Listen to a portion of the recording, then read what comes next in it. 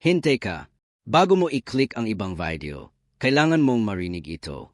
May isang bagay na hindi mo alam tungkol sa taong ito. Isang bagay na magbabago ng paraan ng iyong pag-iisip tungkol sa tagumpay, sa kahirapan, at sa kung ano talaga ang kahulugan ng paghihiganti. Hindi ito isang simpleng kwento ng tagumpay.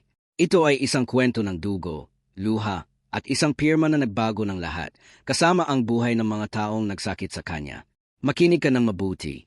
Dahil ang bawat salita na ibibigay ko sa iyo ngayon ay may kahulugang mas malalim kaysa sa simpleng motivasyon. Ito ay katotohanan. At ang katotohanan ito ay maaaring maging salamin ng iyong sariling buhay. Ang pangalan niya ay Marco. Hindi ko ibibigay ang buong pangalan niya dahil humingi siya ng respeto sa kanyang privacy. Ngunit ang kwento niya, sinabi niya mismo, ay para sa lahat.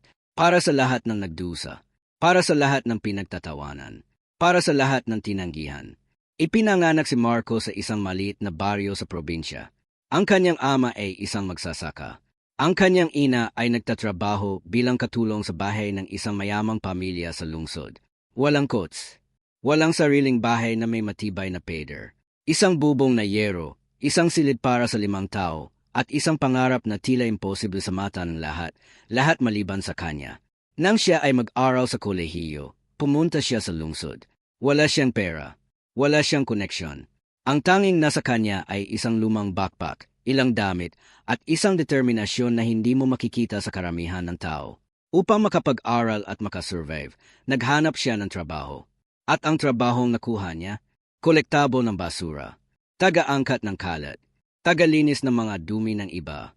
Araw-araw, bago pa man mag-umaga, nagtre-trabaho siya, nagsusuot ng guwantes, nagbubuhat ng mabibigat na basura, hinahamon ng init at amoy na hindi kayang tiisin ng karamihan. Tapos pagkatapos ng trabaho, naliligo, nagbabago ng damit at pumupunta sa class. Sa unang araw ng klase, hindi pa niya alam na ang pinakamasakit na parte ng kanyang buhay ay hindi ang pagod mula sa trabaho, kundi ang mga salita ng mga taong dapat sana ay kapwa niya estudyante. Narinig niya ito sa koridor. Narinig niya ito sa kantin. Narinig niya ito kahit sa loob ng silid-aralan. Basurero. Amoy basura. Ano ba yung ginagawa niya dito? Mali ang lugar niya. May isang grupo, 3 o 4 na estudyante, na para bang nagtakda na siyang gawing libangan. Kahit saan siya pumunta, may komento. Kahit anong dawin niya, may tawanan. At ang pinakamasakit, may isa sa grupong iyon, tawagin natin siyang Renz, na sinabing harapan sa kanya, sa harap ng maraming tao, huwag kang mangarap na maging malaki. Mga taong katulad mo, sa basura lang talaga ang destiny. Ngayon, maraming tao ang masisira ng ganitong salita. Maraming tao ang susuko. Maraming tao ang magwuwi ng luha at hihinto sa pag-aaral. Pero hindi si Marco. Ang ginawa niya, nakinig siya. Hayaan mong marinig mo iyon ng mabuti. Nakinig siya.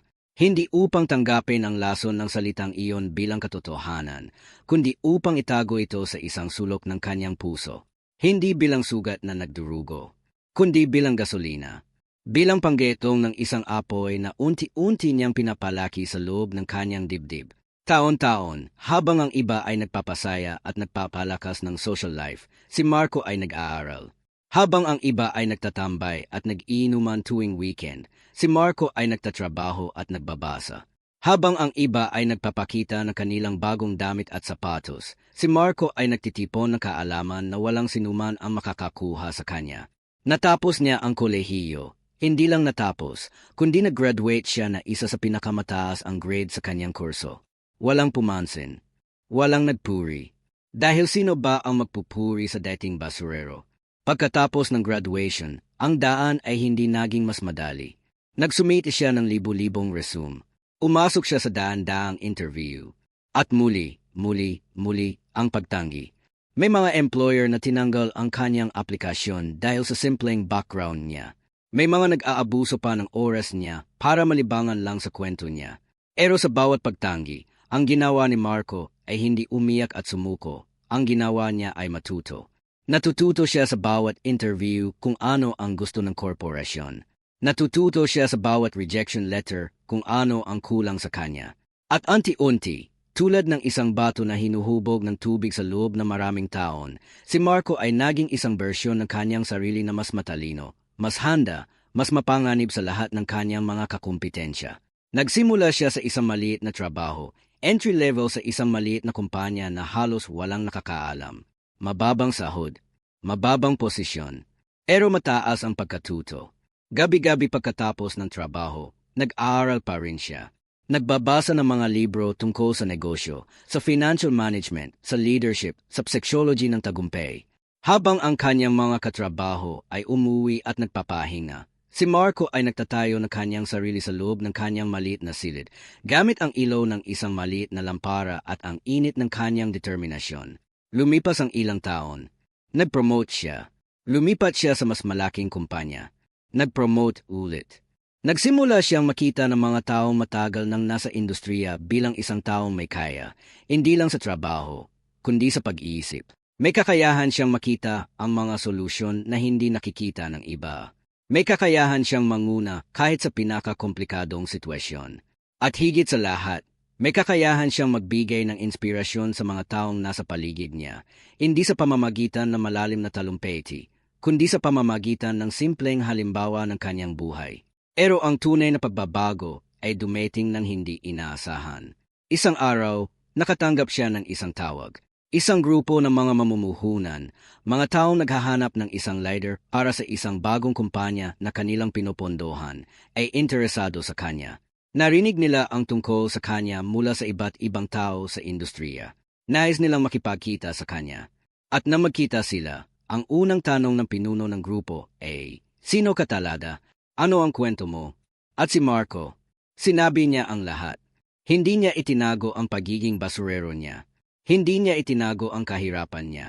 Hindi niya itinago ang mga sakit na dinanas niya. Ikinwento niya ang bawat detalye, ang mabaho na guwantes, ang mabibigat na basura, ang mga salitang pumutok sa kanya tulad ng bala, at ang apoy na hindi niya pinatay sa loob ng maraming taon. Nang matapos siyang magsalita, tahimik ang buong silid. At pagkatapos ng ilang segundo, ang pinuno ng grupo ay nagsabi, "Ikaw ang aming hinahanap." Binigyan nila siya ng posisyon, hindi isang maliit na posisyon, kundi ang posisyon ng pinakamataas. Ginawa nila siyang Chief Executive Officer ng bagong kumpanyang kanilang itatayo. At sa ilang taon lamang, sa ilalim ng pamumuno ni Marco, ang kumpanyang iyon ay naging isa sa pinakamalaking kumpanya sa kanilang industriya. Libo-libo ang empleyado. Bilyon-bilyong halaga ng operasyon. Ang pangalan ni Marco, na dating kinutya ng lahat, ay naging pangalan na may bigat, pangalan na may respeto, may takot at may admirasyon. Ngayon, narito ang parte na kailangan mong marinig ng mabuti. Narito ang seksyon ng kwento na maraming beses ko nang naisipan sa kabilang gabi. Natanong ko sa sarili ko kung tama ba ang desisyon ni Marco. Ilang taon matapos niyang maging CEO, nagsimulang magsara ang maraming maliliit na negosyo sa kanilang industriya dahil sa isang malaking pagbabago sa merkado.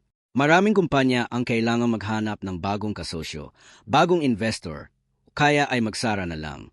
At isa sa mga kumpanyang nagsabing nangangailangan ng tulong, isa sa mga humiling ng pakikinig, ng pagkakataon, ng isang pirma mula sa kumpanya ni Marco, ay ang kumpanya ng pamilya ni Renz. Ang parehong Renz na noong kolehiyo, sa harap ng maraming tao, ay nagsabing mga taong katulad mo, sa basura lang talaga ang destiny. Nang dumating sa mesa ni Marco ang kahilingan para sa isang partnership deal, nakilala niya ang pangalan ng kumpanya. Nakilala niya ang pangalan ng pamilya. At sa loob ng ilang segundo, bumalik ang lahat, ang kutiyain, ang tawanan, ang mga salitang tulad ng bala. Ang tanong gayon ay, ano ang gagawin mo kung ikaw si Marco? Maraming tao ang magsasabing, tanggihan mo sila. Hayaan mo maramdaman nila kung ano ang pakiramdam na matalo, na mawalan, na mahulog. Maraming tao ang magsasabing, panahon na ng paghihiganti. Pero hindi iyan ang ginawa ni Marco. At dito nagsisimula ang pinakamalalim na leksyon ng buong kwentong ito. Pinag-aralan niya ang proposal. Sinuri niya ang lahat ng datos.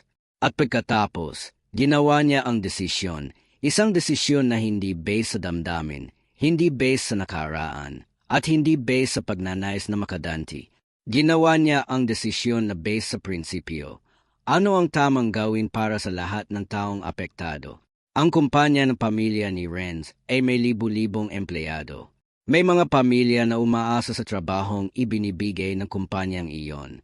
May mga nanay at tatay na nagbabayad ng tuition ng kanilang mga anak dahil sa kita mula sa trabahong iyon.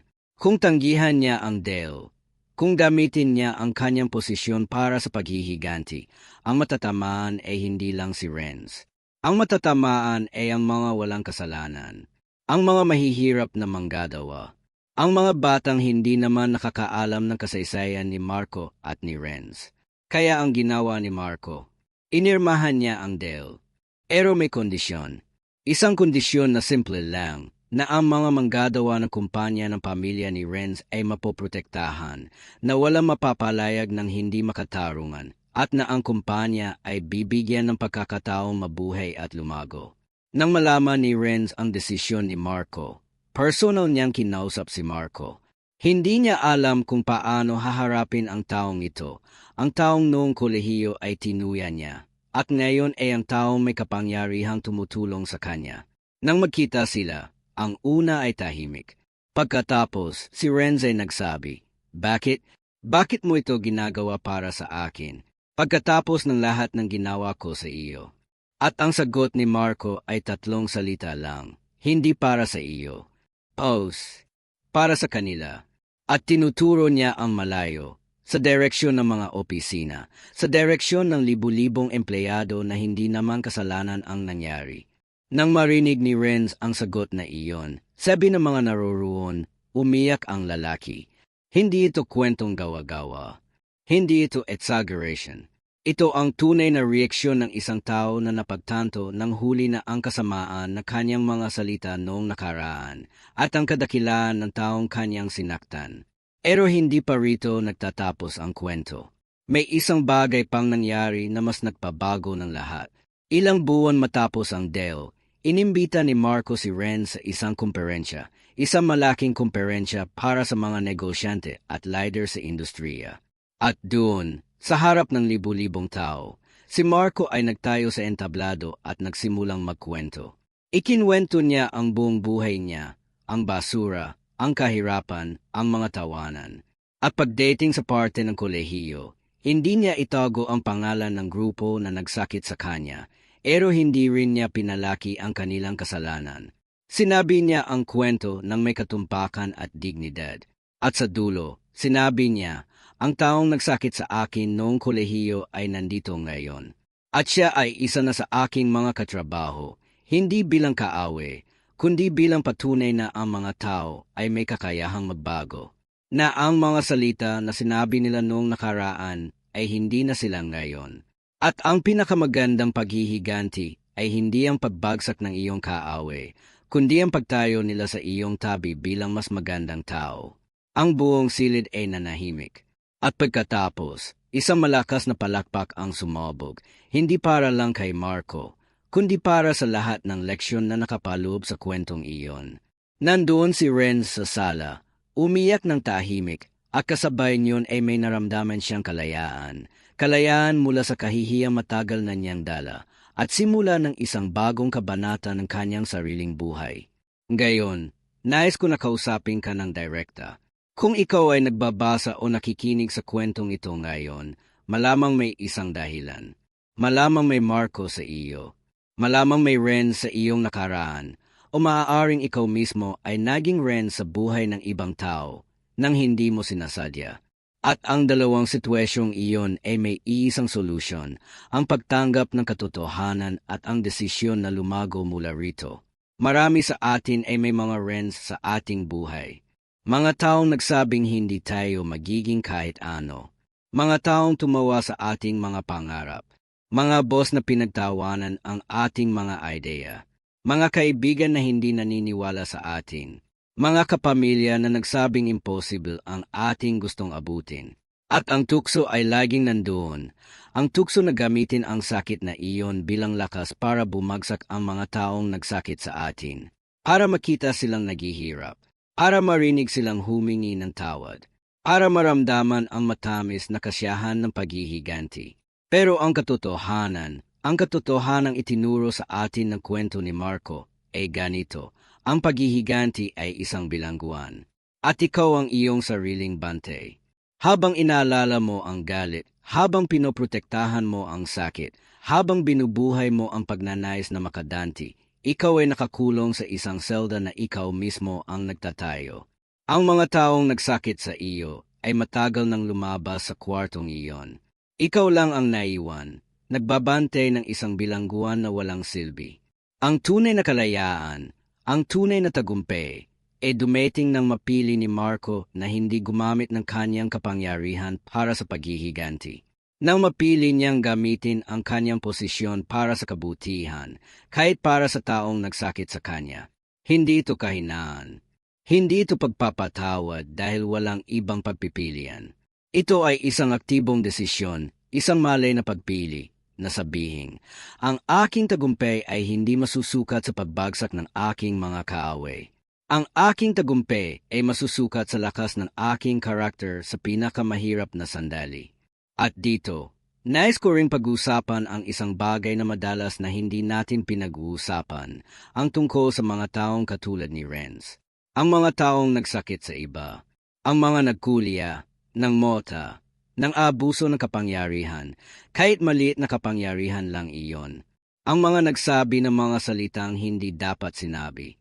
Kung ikaw ay isa sa mga iyon, kung sa iyong kasaysayan, may nasaktan kang tao sa pamamagitan ng iyong mga salita o kilos, ang kwentong ito ay may mensahe rin para sa iyo. Hindi ito mensahe ng pagpapahiya. Hindi ito pagturo ng daliri. Ito ay isang simpleng katanungan. Sino ka ngayon? Ang tao ka pa rin na nagsakit sa iba? O natutunan mo na? Lumago ka na ba? Ang pagbabago ay possible para sa lahat. Ipinapakita ito ng kwento ni Renz. Ipinapakita ito ng katotohanan kahit ang mga taong gumawa ng kasalanan ay may kakayahang mag-amin, matuto, at maging mas magandang tao. Ang susi ay ang katapangan na harapin ang sarili. Ang tunay na sarili, hindi ang bersyon ng sariling gustong ipakita sa mundo. Ngayon, babalikan natin si Marco. Sa ngayon, ang kumpanya niya ay isa sa pinakakilala sa industriya. Nakakatanggap siya ng mga imbitasyon na magsalita sa buong mundo. Nagbibigay siya ng scholarship sa mga estudyanteng katulad ng dating siya, mga nagtatrabaho habang nag-aaral, mga nagdurusa para makamit ang kanilang mga pangarap. At sa bawat kumperensya, sa bawat talumpati, sa bawat pagkakataon na may nagtanong sa kanya kung ano ang pinakamahalagang leksyon na natutuhan niya, ang sagot niya ay laging isa. Ang lakas ay hindi galing sa walang kaaway. Ang lakas ay galing sa pagpili kung paano mo haharapin ang iyong mga kaaway. Isipin mo ito. Sa buong mundo ngayon, may mga Marco, mga taong nagdurusa, nagtatrabaho sa katahimikan, tinutuyan ng mga taong hindi nila kakilala o kilala ng mabuti. May mga estudyante ngayon na nagtatrabaho pagkatapos ng class para may pambayad sa tuition at hindi mabuhay ng komportable. May mga empleyado ngayon na ginagawang libangan ng kanilang mga kasamahan. May mga negosyante ngayon na binaliwala ang kanilang mga idea dahil mukhang impossible. At ang bawat isa sa kanila ay may isang pagpipilian, ang pumayag sa imehe na ipinipinta ng iba para sa kanila, o ang lumikha ng sarili nilang imehe batay sa kanilang ginagawa at pinili. Ang tagumpay ni Marco ay hindi nagsimula ng pinirmahan niya ang kontrata bilang CEO. Ang tagumpay niya ay nagsimula ng mapili niyang hindi maging mapait, nang mapili niyang hindi hayaang ang mga masasakit na salita ng iba ay maging definisyon ng kanyang sarili. Nang mapili niyang sabihin sa kanyang sarili, sa gitna ng lahat ng tawanan at kutiyain, alam ko kung sino ako, at ang alam ko sa aking sarili ay mas mahalaga kaysa sa sinasabi ng iba tungkol sa akin. Iyan ang leksyon. Iyan ang mensahe. Hindi ito tungkol sa paghihiganti. Hindi ito tungkol sa pagpapatunay na tama ka at mali ang iba. Ito ay tungkol sa pagpili na maging higit sa sakit. Pagpili na maging higit sa nakaraan. Pagpili na ang iyong identity ay hindi matutukoy ng ibang tao, kahit sino pa ang taong iyon. At bago tayo magtapos, nais ko ring ibahagi sa iyo ang isang bagay na sinabi ni Marco sa isang interview, isang bagay na hindi ko malilimutan. Tinanong siya ng interviewer, kung mababago mo ang isang bagay sa iyong nakaraan, ano iyon? At ang sagot ni Marco ay nagulat sa lahat. Hindi siya nagsabi na gusto niyang mabago ang mga sakit na naranasan niya. Hindi siya nagsabi na gusto niyang mabago ang kahirapan. Ang sinabi niya ay ito, wala akong gusto na baguhin. Dahil ang bawat sakit, ang bawat kahirapan, ang bawat salitang pumutok sa akin, lahat ng iyon ay mga tisa na ginamit ko para itayo ang taong ako ngayon. Kung aalisin mo kahit isa sa mga tisa na iyon, maaaring bumagsak ang buong istruktura.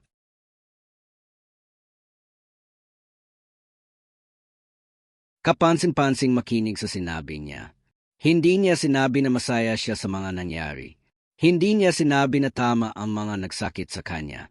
Sinabi niya lang na ang kanyang buhay, kasama ang lahat ng pagdurusa at sakit, ay nagbigay sa kanya ng lakas na hindi mabibili ng pera, hindi may tuturo sa paaralan, at hindi mabibigay ng sinuman.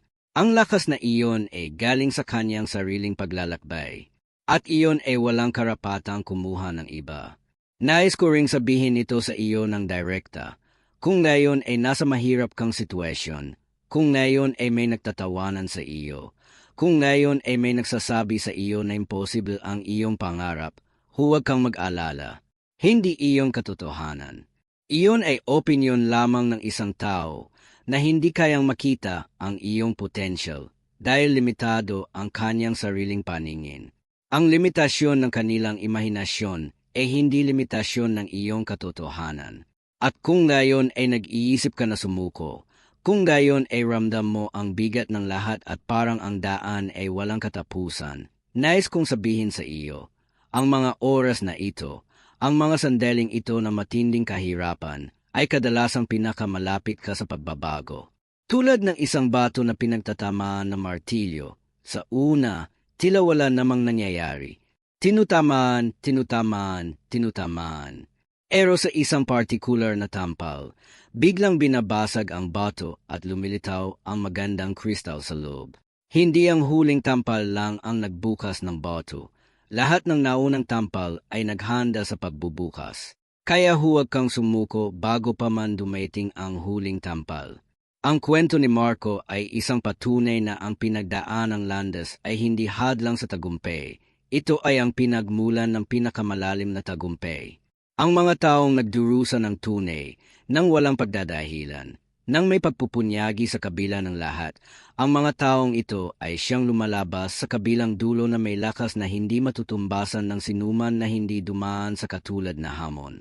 Huwag mo kalimutan, ang pinakamalaking kumpanya sa mundong ngayon, ang mga pinakasikat na leader, ang mga pinaka-inspirasyonal na tao sa kasaysayan, marami sa kanila ay nagsimula sa pinakamababang lugar. Hindi ang simula ang nagtatakda ng katapusan. Ang patuloy na pagkilos, patuloy na pag-aaral, at patuloy na pagpili na hindi maging mapait, iyan ang nagtatakda ng katapusan. At dito, nais ko ring pag-usapan ang isang bagay na madalas na hindi sinasabi, ang tungkol sa sistema. Maraming tao ang nagsasabi na ang tagumpay ay impossible para sa mga mahihirap dahil hindi patas ang sistema. At totoo iyon sa maraming paraan. Hindi patas ang mundo. Hindi pantay ang pagkakataon. May mga taong ipinanganak na may lahat ng bentehe at may mga taong kailangang lumaban para sa bawat piraso ng kanilang buhay. Totoo iyon. At hindi natin dapat baliwalain ang realidad ng istruktura at sistema na nagpapanatili ng kawalan ng pagkakapantay-pantay. Pero kasabay nito, may isang katotohanan rin na kailangan nating harapin. Habang binabago natin ang sistema, habang naglalaban tayo para sa mas makatarungang mundo, kailangan ding gawin ng bawat isa sa atin ang lahat ng kaya nating gawin sa loob ng mga hangganan ng ating mga pagkakataon. Hindi tayo makapagpapalipas ng buong buhay na hinihintay ang sistema na maging patas bago tayo kumilos. Kailangan nating kumilos ngayon sa mga kondisyon na mayroon tayo ngayon, gamit ang mga kakayahan at pagkakataon na mayroon tayo ngayon. Hindi ito pagsasabing tama ang sistema. Ito ay pagsasabing hindi tayo magiging biktima ng sistema habang binabago natin ito. Iyon ang ginawa ni Marco. Hindi niya sinabi na patas ang mundo. Alam niyang hindi patas. Pero hindi niya pinayagan ang kawalan ng katarungan na maging dahilan ng kanyang pagtigil. Kumilos siya. Lumaban siya, lumago siya, at sa proseso ng paglago niya, naging bahagi siya ng solusyon, nagbibigay ng trabaho, nagbibigay ng pagkakataon sa iba, nagpapakita ng halimbawa sa mga susunod na henerasyon. Ito ang pinakamahalaga. Ang tagumpay ay hindi eksklusibong personal. Ang tunay na tagumpay ay may epekto sa iba. Nang naging si Marco, hindi niya isinara ang pintuan sa kanyang likod. Binuksan pa niya ito ng mas malawak para sa iba pang gustong sumunod sa landas niya. Iyan ang kaibahan ng tunay na leader mula sa isang taong nagtagumpay lang para sa sarili. Ang tunay na leader ay ginagamit ang kanyang posisyon bilang tulay, hindi bilang dingding. At ngayon, nais kong ibahagi sa iyo ang isang huling bagay, isang bagay na hindi ko ibinabahagi ng ganito kasimplo sa lahat ng okasyon, pero sa konteksto ng kwentong ito. Tama ang panahon. Ang bawat isa sa atin ay may kapasidad para maging si Marco. At ang bawat isa sa atin ay may kapasidad para maging si Renz. Ang pagpipilian ay nasa atin. Sa bawat araw, sa bawat interaksyon, sa bawat salitang sinasabi natin sa iba, tayo ay gumagawa ng desisyon kung sino tayo. Kung tayo ay magbubukas o magsasara. Kung tayo ay magbibigay o kukuha. Kung tayo ay magtutulak pababa o mag-aangat pataas. Ang kwento ni Marco at Renz ay hindi lang isang kwento ng negosyo o tagumpay sa karera. Ito ay isang kwento ng pagpili kung anong uri ng tao ang gusto mong maging. At ang magandang balita ay, gaano man kalayo ka na sa iyong pinakamabuting sarili, ang landas pabalik ay laging bukas. Hindi huli ang lahat. Hindi wala na. Ang simula ng pagbabago ay palaging sa sandaling ito, sa desisyong gagawin mo ngayon, sa salitang pipiliin mong sabihin o hindi sabihin sa susunod na oportunidad. Isang araw, sa isang interview na napakasimpleng tanong ang itinanong, anong mensahe ang gusto mong ibigay sa mga kabataang nagdurusa ngayon? Ang sagot ni Marco ay ito, huwag ninyong gawing panlaban ang inyong sakit. Gawin ninyong panlago. Ang pagkakaiba ng dalawa ay hindi ang sakit mismo. Ang pagkakaiba ay kung saan ninyo ito dindirect. Ang sakit na gagamitin mong panlaban ay magdadala sa iyo sa tagumpay na puno ng puot. Ang sakit na gagamitin mong panlago ay magdadala sa iyo sa tagumpay na puno ng kapayapaan. At ang tagumpay na puno ng kapayapaan, iyon ang tunay na kayamanan. Mga kaibigan, iyan ang kwento ni Marco. Iyan ang kwento ng taong tinawag na basurero at naging si ng pinakamalaking kumpanya. Iyan ang kwento ng taong pinipili ang karakter kaysa sa paghihiganti. Iyan ang kwento ng taong natutunan na ang tunay na kapangyarihan ay hindi ang kakayahang sirain ang iyong mga kaaway, kundi ang kakayahang baguhin ang kanilang buhay kahit hindi nila nararapat. Huwag kang mawalan ng pag-asa. Huwag kang sumuko. At higit sa lahat, huwag mong hayaang ang mga salita ng iba ay matukoy kung sino ka at kung saan ka pupunta. Ikaw ang may akda ng kwento ng iyong buhay. At ang pinakamahusay na kabanata, madalas iyon ang hindi pa nasusulat. Kung natulungan ka ng video na ito, kung naramdaman mo kahit sandali na may bagay dito na para sa iyo, gusto kong hilingin sa iyo ang isang bagay. Mag-subscribe sa channel na ito ngayon. Hindi para sa akin, para sa sarili mo. Dahil sa bawat video na aming inilalabas, may kwento, may leksyon, at may mensahe na maaaring maging ang bagay na kailangan mo sa tamang oras. Huwag palampasin ang susunod na video. May isang kwento kaming inihahanda na mas nakakagulat, mas malalim, at mas makapagbabago ng perspektibo kaysa sa lahat ng aming naibahagi. Kung hindi ka mag-subscribe ngayon, malamang hindi mo ito makikita, at iyon ang tunay na panghihinayang. At kung mayroon kang kaibigan, kapatid, o mahal sa buhay na ngayon ay nagdurusa, na ngayon ay tinutuya, pinagtatawanan, o nawawalan ng pag-asa, ibahagi mo sa kanila ang video na ito. Dahil minsan, ang isang kwento lang ang kailangan ng isang tao para huwag sumuko. Mag-click ng like ngayon. Iyon ang iyong paraan ng pagsasabing naintindihan mo ang mensahe. At sa bawat like, tinutulungan mo itong maabot ang mas maraming tao na nangangailangan ng kwentong ito. Hanggang sa susunod, ingatan mo ang iyong sarili, ingatan mo ang iyong mga pangarap, at lagi mong tatandaan, ang iyong pinakamabuting araw ay hindi pa dumating. Ito ay darating. At nang dumating ito, gusto ko itong marinig mula sa iyo.